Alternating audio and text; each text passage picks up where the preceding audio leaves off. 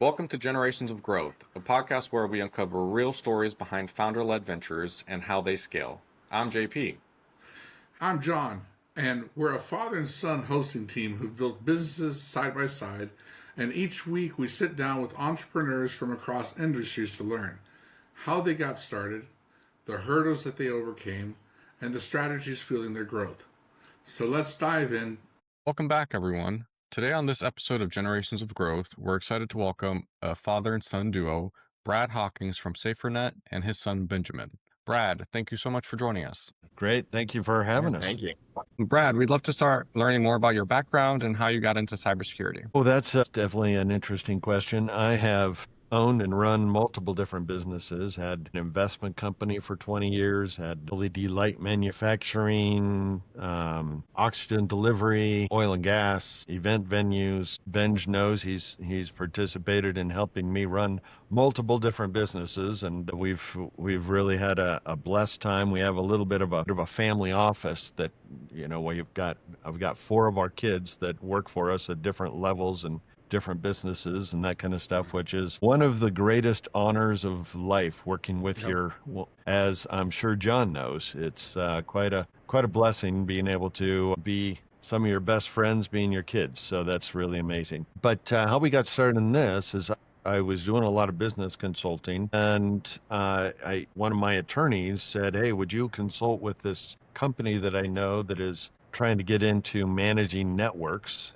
And I said, "Yeah, we would." And I gave them some ideas, and they came back and said, "Really, we can't do this. We don't even know where to go with it." And said, "Would you come on and run this for us?" And I said, yes, I would do that with some negotiation. And it ended up being that everybody that was involved in the beginning has left, and we've made some pretty dramatic changes and kept up with time, and we're pretty excited about where it's going and what's been going on. So it was not really a plan, although I find all business is pretty much the same as long as you have experts that really understand the technology behind it. And I am not the technology guy. We have a development team out of Mongolia that are just out of this world when it comes to cybersecurity. We operate the business. Benjamin actually understands the technology probably a little more than I do. So, but that's kind of the history of where we got and how we got here. Did I cover everything, Benj? I guess Yeah, I think so. that brings. Did you go by Benj, right? That was perfect. Okay. So that, I guess that takes it into the usually next go by question Benj. of how did Benj, what initially drew you to SaferNet, and what's your role in the company? Yeah, I started out as a product tester for SaferNet, kind of doing a lot of the UI, UX stuff. Right when I graduated high school, then I went off and I studied computer science for a little bit, and I really just learned that, with the way the world's moving, I really enjoy cybersecurity. I enjoy, that aspect, and I loved the fact that at SaferNet we were working at helping small businesses. And as a kid who grew up with my dad starting a bunch of small businesses, it kind of just made sense that I wanted to also start helping a lot of businesses who are in that same kind of stage. The interesting thing is I was a couple months ago, I was doing a consulting for a lead gen company, and the owner traveled abroad, and he reaches out to me and says, "Hey, I can't run payroll because I can't access the internet here." And I was like, "Well, turn on the VPN." And he's like, "What's VPN?" And I was like, you have a company, you have offices in Egypt, Bangladesh, the Philippines, and you don't know what a VPN is? I was like, oh boy. Oh yeah. Honestly, that's something that we find often is the fundamentals are things that a lot of times small businesses just haven't got to the place where they understand. And I kind of understand it. I've run a lot of different businesses, and you're focused on how do I build revenue? How do I get it to the place where this thing is moving forward? I understand there's computer stuff I need to deal with. I understand that there are other issues, but right now my sole focus is getting it to the place where I can achieve some level of break even to be able to then start worrying about those kind of things. And that's part of the reason why we built SaferNet is to create what we would consider one of the safest and the simplest approaches to cybersecurity, combining the most important parts of cybersecurity together into one simple app and making it easy for a business owner not to have to be an IT expert to use SaferNet and just put it on their devices, and then everything is created in a very safe environment. And there's people that need VPNs, and they need virus protection, and they need firewalls, and they need a myriad of other simple tools, even just something to show them what's going on in the network. And so being able to combine that into one package, and it's a download and go, it's quite amazing. And by the way, it's priced to the Right. point where it's the That's cost of awesome. basically That's one of awesome. those instead of all of them together. Yeah, no, that's great. And now, Benj, what's kind of been your experience working with your dad at SaferNet? How has that shaped kind of your experience at the company? I mean, it's been great. We get along. We actually think pretty similarly, but I've enjoyed it. He's also given me the freedom where I can kind of go off and try things, and I have the freedom to basically do what I can to make our product as the best possible we can make it. Well, also he's also there to give me advice, and if I have a question on how to do something, he's always there to help me and kind of guide me through that process as well. So it's been kind of fun to, I've gotten experience in a lot of different areas that I usually wouldn't as a kid my age, and I've had working in small businesses, you just get more experiences to kind of grow and learn as you do it. Yeah, I totally agree. I think that's I've been fortunate to be in the same position you are, always working with my dad and kind of being able to learn from him, and at the same time, get to experience different things and always know that there is someone that's older and wiser helping you if you do make mistakes. Yeah, absolutely.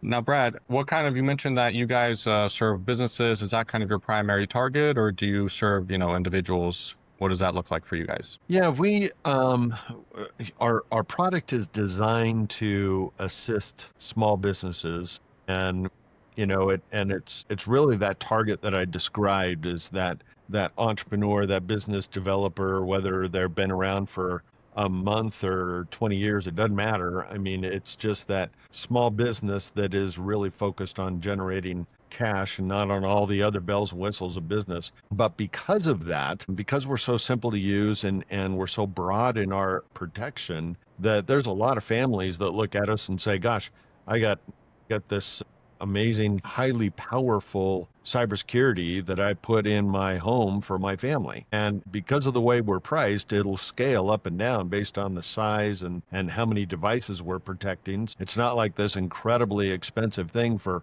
something that's putting business protection into a family, which is really kind of an amazing way that our developers made it so that it'll scale nicely up and down. But also, really, a lot of other organizations, we have a lot of churches or ministries that use the product for protection. We've got a lot of, just organizations that do a lot of traveling. Because of the way we're structured, it's not designed to be inside the four walls of a firewall. It's designed to extend that firewall outside of everywhere. So I know that you're in, did you say Brazil? And Yeah, that's so right. the intent is that you can operate within the same safe network of security, whether you're in Florida or in Brazil, because it's all a VPN siloed encrypted tunnel to the cloud. And out of that, you're actually protection operation is within the cloud, and you're connected through the VPN, and you don't have outside traffic, which is really kind of a very different, interesting design that most cybersecurity does not And when you're operate that way. talking about that, is that still the VPN, or is that using tunnel, or what is that? It is a encrypted VPN using also tunnel technology, so that it's traveling through there in a safe way. But then within that VPN, we put virus protection, so that a lot of times people don't understand this. When you're using a normal VPN, there's no real cybersecurity to that. It just keeps your traffic encrypted so that people can't steal it. But if you use your VPN and go to a website that has viruses in the website, you're VPNing that virus right into your network, and there's nothing to stop it until you get to the network. And what we're doing is we're blocking it before it even gets to that place. And then we have an AI technology, and Ben can even explain this in a little more detail, but we have an AI technology that will report your user's behavior. So if you have an employee that's doing some really dangerous behavior, going to websites that we're having to block a ton of viruses from, what it will do is it'll notify that user saying, hey, here's some ideas on some safer behavior online. Here, if you did it this way, you wouldn't be taking that much risk, or whatever the case would be. So it's educating people as it goes so that your users will become more knowledgeable in proper cybersecurity. But also it notifies the administrator saying, hey, pay attention to this user because he's creating a risk for your business that you want to be aware of. And so it's this new AI technology that has really enhanced our product to an extremely knowledgeable, safe I had mentioned environment this for our in a users. podcast the other day. Many years ago, I used to work for the management of AT&T out of Connecticut, and we were in our building was the main hub for the state of Connecticut, and my office was right next to the IT manager's office, and I used to love waking him up in the morning, because in those days that if you turned on your Wi-Fi while plugged into the Ethernet, you would open up a hole to the AT&T system, and I would just I tell the other colleagues and say, hey, let's wake up the IT tech and see if he's paying attention. And I just open up, and in seconds he'd be yelling at me, John, turn that Wi-Fi off. Yeah, and now unfortunately, John is an AI that you can't catch him sleeping. So That's awesome. He's on top of And it. Brad, how do you typically get in front of new clients? Is it referral driven through partnerships or participating in events? I know that you mentioned also ministries and stuff. How do you get your clients? That's a great question. We have obviously a lot of word of mouth that happens. I've got, relationships over 30 years of business. But Benj is an extremely large part of that. Benj, why don't you explain a little bit about what you do? Yeah, some of the things we've started doing recently is really they come up with AI. It's allowed us to do a lot more things, a lot more customizable. We're able to send out, thousands of emails every week, all customized to each individual person. So we're able to basically build these tables where we can send out an email to this person. We're able to study them and know, they usually respond better if you're not as direct. So kind of beat around the bush. Hey, you might need this. This is why we're helping small businesses like yours, and get a response that way. Or we can, study someone and we can come up with, they're very direct and they're actually respond at a higher rate if you just come right out and tell them what you're looking at. So it's like, hey, you need cybersecurity. I saw on your profile you have this amount of employees. You're all hybrid. This is why you need us, and this is what you're looking for. So we're able to do that on a massive scale, which has really helped just reaching out to people. It's also helped with one of the biggest issues is just the education aspect of small businesses. As a small business owner, you don't really have the time to look up why exactly you need cybersecurity at this point, whereas it's become a massive problem with small businesses not being secured.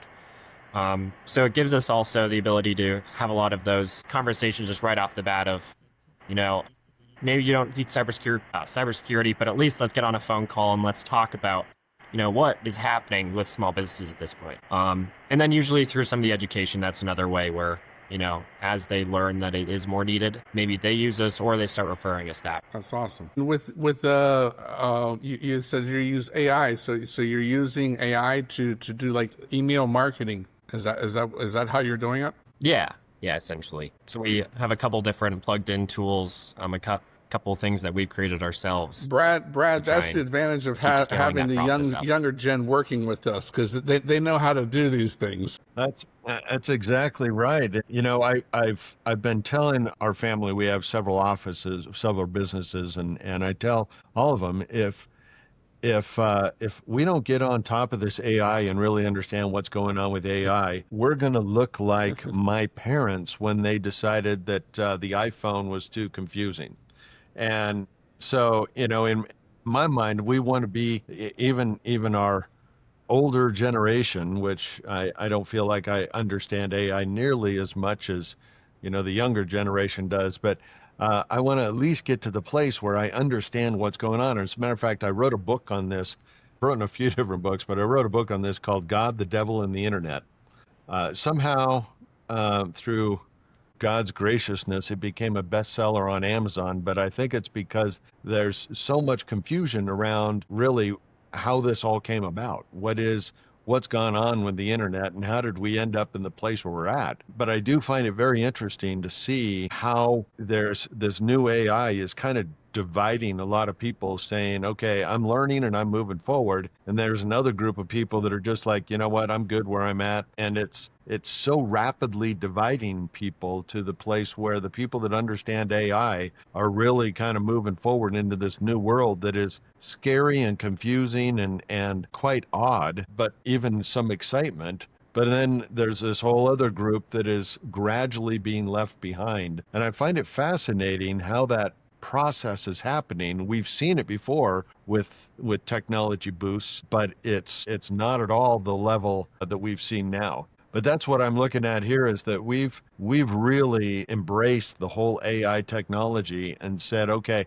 I know there's a lot of bad in it. I totally understand it, but there's people out there using AI to attack us and to steal things from us and to break into websites or networks or whatever. And if we don't get our cybersecurity into an AI battleground, we're just going to have our lunch handed to us. And so I'm really proud of our developers. We've put together some absolutely amazing AI technology for our cybersecurity portion. And I just read a document that my developers gave me today, actually, on our future roadmap on AI. I feel like we're going to be one of the, at least that I'm aware of, we're going to be the strongest leader in AI technology around cybersecurity because I don't think awesome, anyone's moving as quickly that's very as our important. And what's the development name team. of the book that you said you have written? God, the Devil, and the Internet. I'll look into that God, one. the devil, and the internet.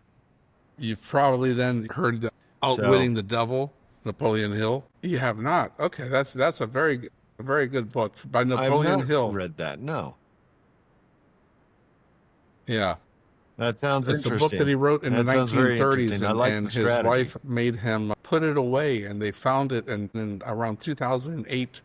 His great great grandson found it in the foundation, and they've published it, and has Oh, become like one wow. of the best sellers worldwide. Even in Brazil, it's like one of the top bestsellers. Wow, that's very cool. I will definitely look that up. So, Brad, I'm curious, what does a typical day look like for you at SaferNet? But you have to understand, I've got some absolutely amazing people that run the important portions of SaferNet or whatever company there might be. So my normal day is broken up into weeks. And so I have weeks that I set up or days in a week where Tuesday is kind of our team building day where we gather everybody from all around the world that is working for SaferNet, and they come onto a Zoom, and then we all take turns sharing what it is that we're doing.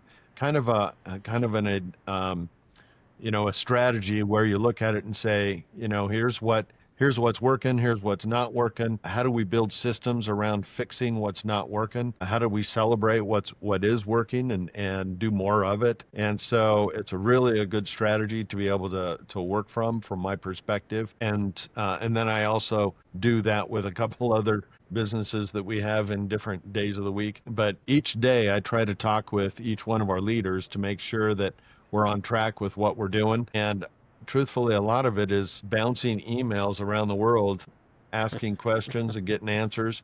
I really don't remember how we used to work when we didn't have email. I know I would come into my office and I would have a stack of pink slips on my desk and I'd put them in order on who I should call back. And now I hardly ever call people. So it's really an interesting change of dynamics, but I really enjoy it. But the key to me is to find people that I can trust very, very well, that are dedicated, that are committed to the journey that we're on, and see them shine. It's actually one of my favorite things is to like someone like Benjamin. It's like if I try to micromanage his ability, all I do is duplicate myself, and I'm not good enough to run this company. If I allow people like Benjamin, or we have a guy in Portugal and some people in Mongolia and somebody in the Philippines, and if I try to dictate to them what it is that they're supposed to be doing on a regular basis, all I get is their limited work on based on how I delivered my intent for the job. But if I broaden it and say, here's where we're trying to go, here's our vision, here's our direction, how can you contribute to that? And tell me what are your problems and let me brainstorm with you on how to solve that problem, all of a sudden I get some of the most amazing employees with a vision that they're driving to, and not just my vision, but that is on top of their vision is adding to mine, as opposed to them just trying to do what I tell them. So when I learned that years ago, it's fun to see who people really turn out to be, because there's some absolutely amazing people that I get to work with. Yeah, no, that sounds like a very smart system that you put together. And like you're saying, I think once you learn to delegate, and that's where you can really start growing your businesses, and finding the right people is always a key part of that. Now, Benj, how about you? What does a typical day look like for you? It's not quite as complicated as his. I usually spend a lot of time in the mornings, at least going over like our AI systems. Been working on creating a couple new AI agents to help us just kind of streamline what we're doing. So I spend a lot of time on those testing. Then I usually go and I have a lot of meetings, Zoom meetings with potential clients. I sometimes go out and meet them at coffee shops, just trying to either educate or convince them SaferNet is something you may need, or even just cybersecurity in general is something that you really do need.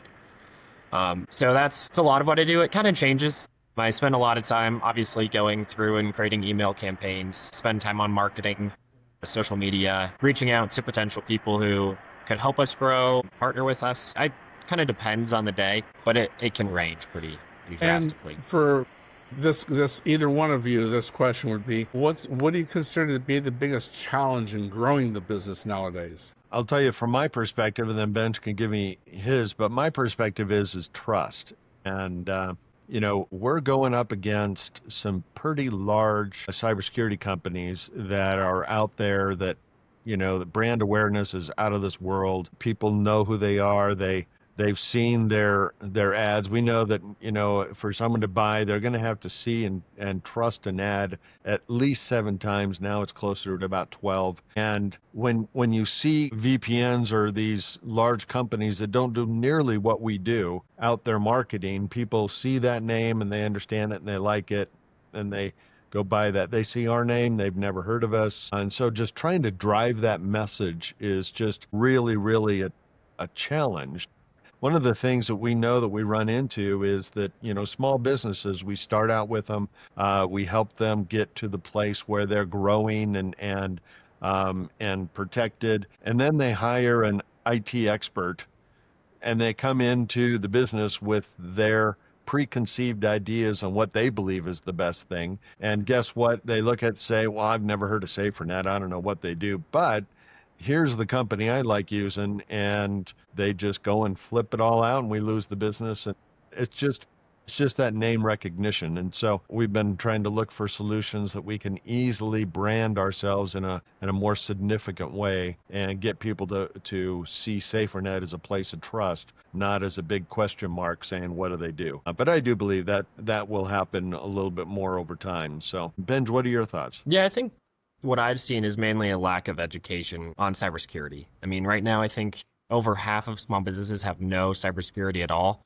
which just shows that they're so focused on other things that they're not thinking about the fact that, if I got a cyber attack today, more than likely my business is being shut down within 6 months. It's a hard truth that just people don't know and don't really want to know. And so it's really hard to also have those conversations, because it's not a fun conversation to tell someone, if you get a cyber attack today, more than likely your business will be shut down, so you need me. It's like, well, I don't know if I need you. Is it really true? I haven't had a cyber attack yet, so is it really likely I'm going to get a cyber attack? So it's kind of that hard process of educating them that cybersecurity is a huge deal. It's very important right now.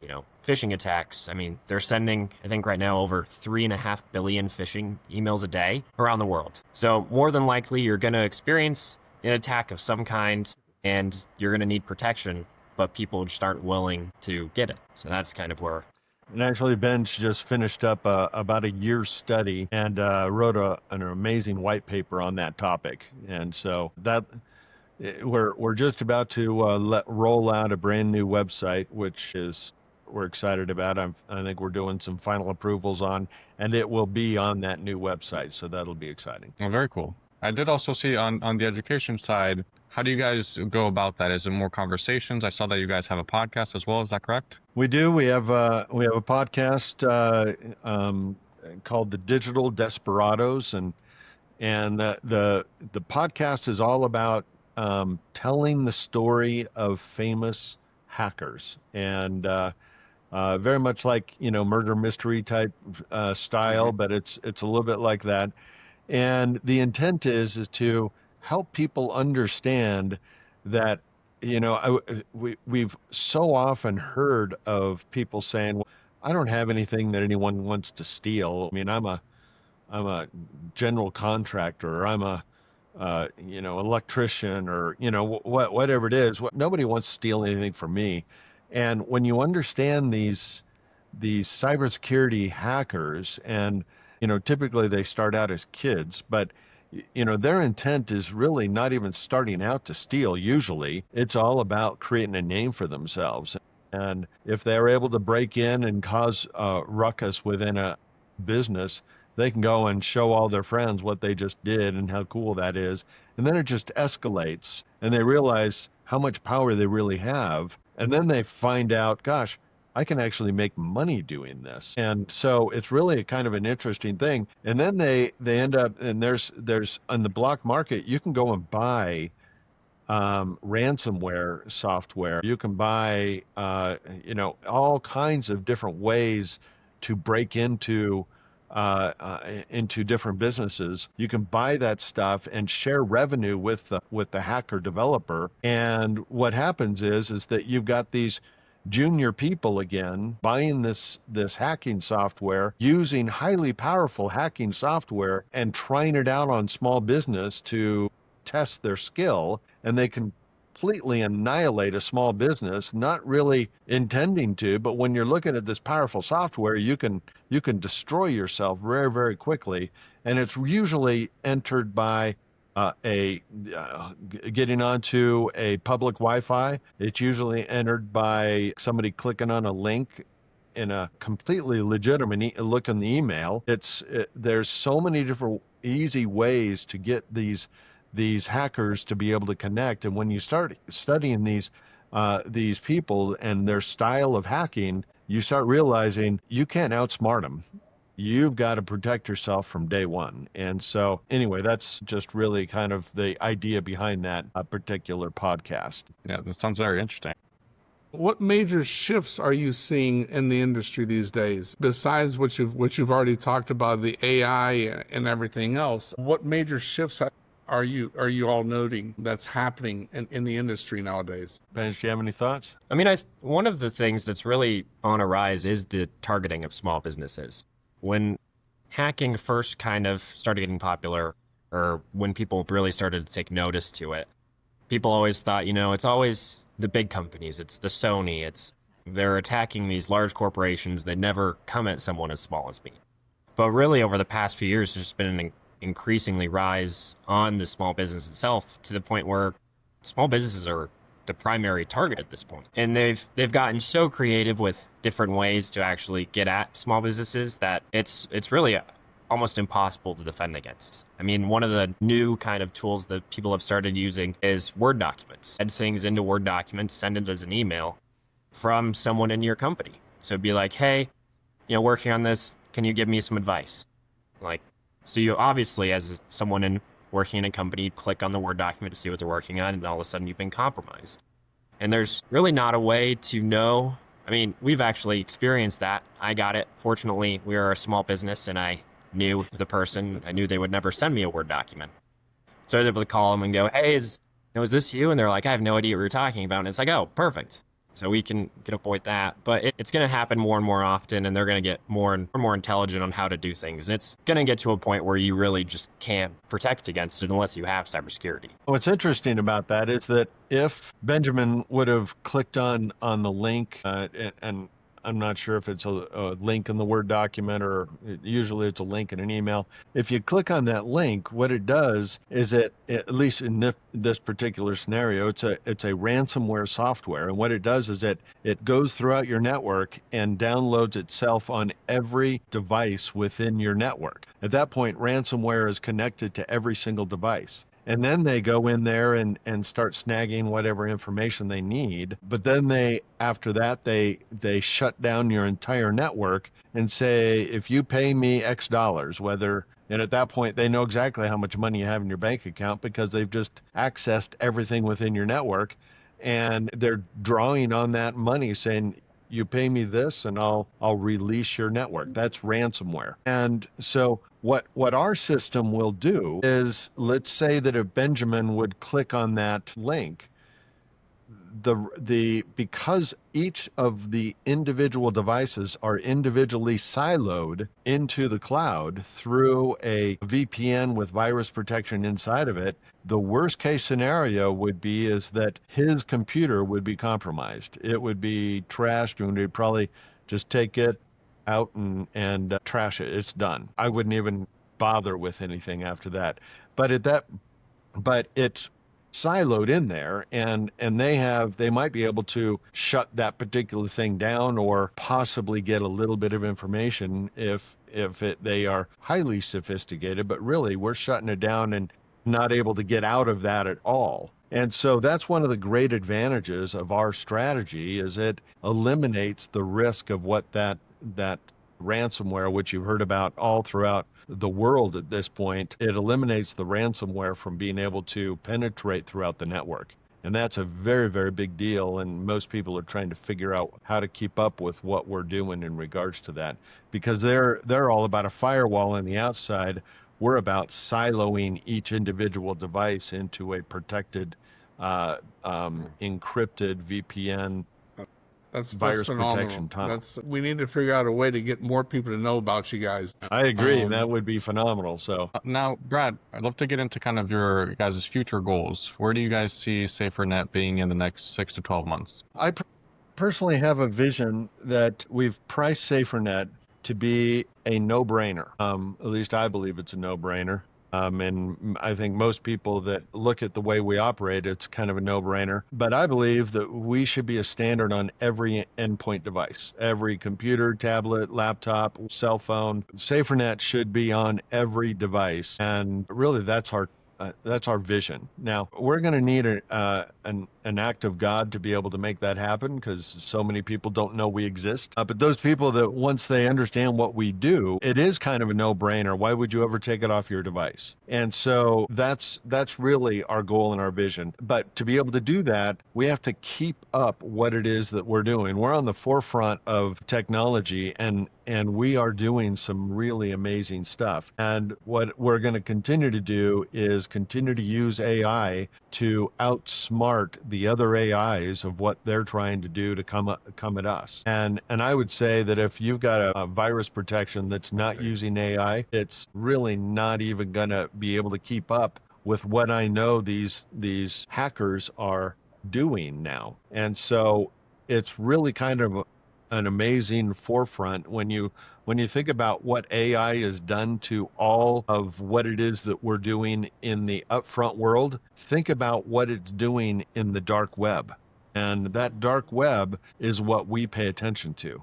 And if we don't know how to stop something, we've got to be able to figure out how our AI technology is going to catch it, possibly even before they've thought of it. So that's our goal, and our objective is to stay on top of it that dramatically. So, Benj, any thoughts? I think that makes sense. Definitely the goal is to just increasingly reach out to small businesses. Obviously, the more we protect, the better the outcome it is for them, at least. But I mainly, for at least the next 6 months to a year, just really educating as well. The more small businesses that get protected, the less that bad things are going to happen. I mean, most small businesses are run by families, individuals, and seeing them go through extreme hardships because they experience this cyber attack is really hard to watch at times. I mean, it ruins families, it ruins livelihoods, and the more that people can understand and be educated that cybersecurity is a big thing, and it's not a luxury anymore, it's an essential tool. And Brad, if you were great. able to solve one major challenge today, what would that be for you? I would say that, well, the biggest thing that I'd like to solve is that everybody would understand what we do. They may not all want to buy us, but if they understood what we did, it would be a very few people that would look at that and say, for $2.99, why wouldn't I use you? And so it's almost it's almost one of those complete no brainers. And the reason that I say that is that I've talked to a ton of experts just saying, hey, help me move this forward into being a meaningful cybersecurity company in the IT world. And they're like, you need to charge 1,000% more. And I understand what they're saying is that, we could go to the large companies, charge an enormous amount of money and, affect, maybe 100 companies and sell the thing for $1 billion. I understand it. And that's the model that most cyber companies have gone to. In my mind, and I might be altruistic, but in my mind, if I keep the price down as low as I can keep it, I can get it to the masses and affect worldwide change instead of large company industry change. And so that's really my objective, is to get it to the place where we don't have to go that direction, which we always had the option of moving in that direction, but we don't have to go in that direction. We can go in a place where where anybody in the world can put this on a device and keep themselves I think that's safe. one of the hardest things is to really get people to understand the need. I mean, it's not even it's not even a need anymore. It's like a requirement. To be safe, you have to have protection, security wise, and a lot of people just don't think about that these days, unfortunately. Like I mentioned to this person earlier, traveled abroad and didn't even know what VPN was. I was like, you gotta be kidding me. I've been using VPN since 2000. Yeah, and a lot of people understand a VPN not really advanced as what you know a VPN to be, but a lot of people look at a VPN as simply a way of spoofing their location and seeing that you're in one location versus another location, so that you can watch a movie in Europe or something like that. That's really not what we use a VPN for. We use a VPN for the incredibly encrypted technology that we operate it within, and then we run all traffic through that. And so when you tell someone it's a VPN, most people that are not technologically savvy will assume that it's all about spoofing and watching a movie in Europe. And really that's part of a big challenge, is reprogramming our brains to understand really the value of what VPNs bring to the table. It's quite amazing to get someone to that place, and when they realize really that they understand a VPN Now, as being different than it is now, it's really kind of an exciting change. Is there a decrease in the internet connection when you're using the VPN? That is a great question, and you're talking about what they call latency. When you turn on a VPN, typically you would expect that your speed, your latency will slow down. And I'll tell you a quick story. There's a consumer advocate in the place that we live. His name is Tom Martino. And Tom Martino has been known for years. He's got a radio show. At the time, it was a nationwide radio show. And I don't know how they got my number, but they found out that I own the company. And so they called me, and I was driving down the highway, and he said, yeah, this is Tom Martino, and I've got these people on the radio, and they're saying that you're claiming that you do not slow down the internet. And I said, well, actually, we do slow down the internet 0.01% according to latency studies, but it feels faster. And he said, well, I just don't believe that. And I said, well, I understand that, and I wouldn't believe it either, but it feels faster, and I'll explain why in just a minute. But to double down on that, he said, well, do you mind if we just do a test live here on the radio? And I'm thinking, this is one of the worst ideas I could say, but what do you say when you're on live radio? You can't just say, I'd rather you not do that because something really could go wrong. But I said, well, okay. And they had it all set up and everything. And I don't know what they would have done if I didn't answer the phone. But so they did it. They said, okay, we're going to do this test. And they did this test, and they had some IT guys in the office there with them, and they said, okay, we just finished the test, and we got to go to commercial break. And so I'm like, oh my goodness, this is going to drive me out of my mind. And so they came back and they said, well, something went wrong. We got to redo the test. And they redid the test and they came back and they said, well, let me just redo the test one more time because it's not making sense. And I thought, okay, well, either this is really good or really bad. I don't know where it's going, but it ended up being that we were speeding up the internet connection in his studio and he didn't have an explanation behind it. And so we explained that on the air, and he said, I have no idea how this could happen. And I said, well, let me help you understand. I said, what really happens is that we are technically slowing down the internet 0.01%. So it's not much at all. But because our VPN connection operates in a way that it's blocking all of what we call entourage. So when you go to a website, you don't just go to that website. You go to that website and then an entourage of websites that come and connect to you, gathering data information out of you. So when you go to Google, you go to google.com and then Google sends Google/something else and Google/something else. And all of these things go in and snag your data out of your connection. And all of that CPU speed is being used up by Google getting your information. And so when we turn on our VPNs, we're blocking all of that entourage. And because we block all of that entourage, we block their ability to slow down your connection, which it makes our connection look faster. It's really not, because we're still slowing you down 0.01, but because we're blocking probably that's one, awesome. And overall it looks better. I won't do it live, but I'm gonna do the test too, because I was doing the test. I just moved to a new house in the Tampa area, and I've been using Proton for many years, and the Proton was just killing my internet. And I'm like, look, I was like, I need to find someone who works better than Proton now. And I believe I have found them on this podcast. Well, it'll be fun to see what your test comes up with. So that's very cool. One thing that I wanted to mention is Benjamin was talking about the hacks that, right now what they say is 71% of hacks that happen are successful hacks. So that's a very big deal. 71% are successful.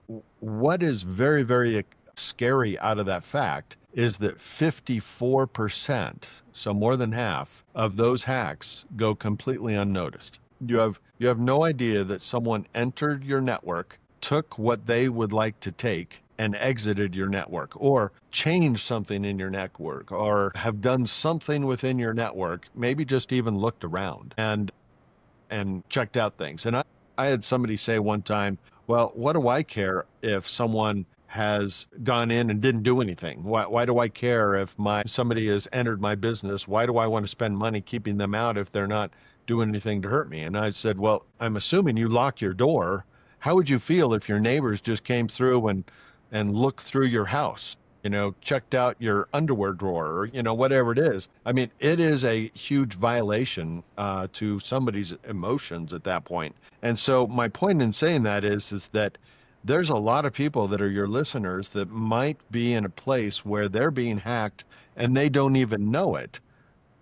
And when we know 71% of them being successful and only half of those are noticed, that's a really big deal. So to be able to get it to the place where for $2.99 after the first device is there to keep that from happening, let alone it speeding up the internet, let alone you can train and educate your employees on how to operate online in a very safe manner.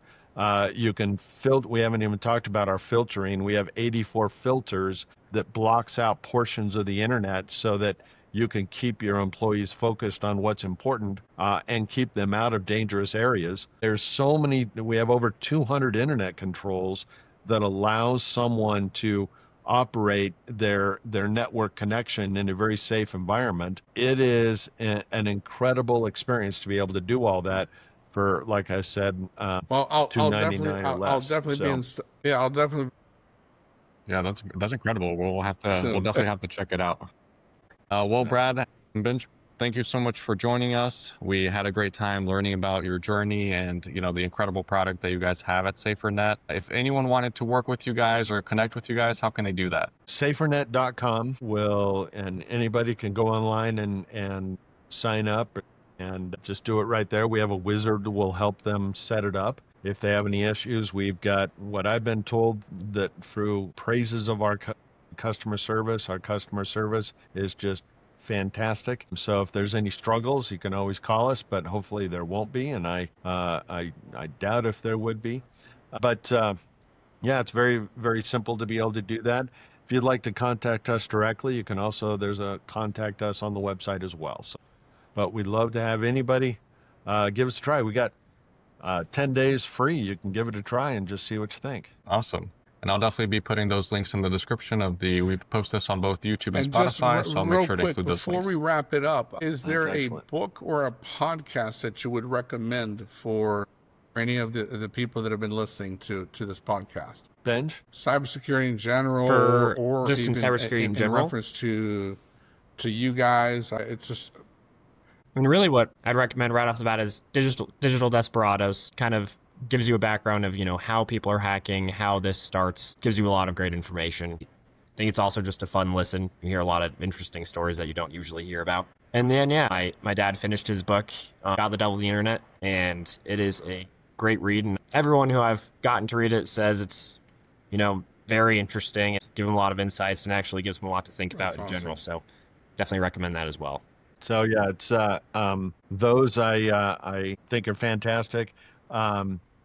There's a lot that goes on in small business, and I actually wrote another book, and it's a little bit off topic here, but it is on topic enough because it does cover SaferNet to a small degree. But I wrote a book about our family's life journey, and it's called Unshakable Life, and it's also a good read. It goes into a lot more detail about why we do what we do and why it's so important to us in regards to building safety into people's lives and kind of a much larger worldwide picture. So awesome. I've been blessed that both of those have become bestsellers in the last year, and it just means that somehow others might find a little value in them. Well, we would just really thank you both for participating in our podcast, and JP will be sharing with you afterwards some clips so that you can put it on your networks too. But really enjoy also interviewing a father and son team. And as you said, you have multiple businesses and you have more family members working with you, and that is a true blessing. Our legacy is being able to pass it on to our children so that they can take it forward. And, that is definitely a true blessing that you have there, Brad. And I really wanted to thank you both for participating in our podcast today. Well, thank you very much. I just love what you guys are doing. I think it's incredible that a father-son is doing this podcast series. I think it's a little bit inspirational. I like it. And I love the legacy that you guys are developing. So thank you for that example and just for your gracious hosting. Yeah, thank you guys so much. It was our pleasure. Right, thank you. Thank you, guys. It was great to meet you. Be in touch. Thank you. All right, then. Take care. Bye-bye. Welcome back, everyone. Today on this episode of Generations of Growth, we're excited to welcome a father and son duo, Brad Hawkins from SaferNet and his son Benjamin. Brad, thank you so much for joining us.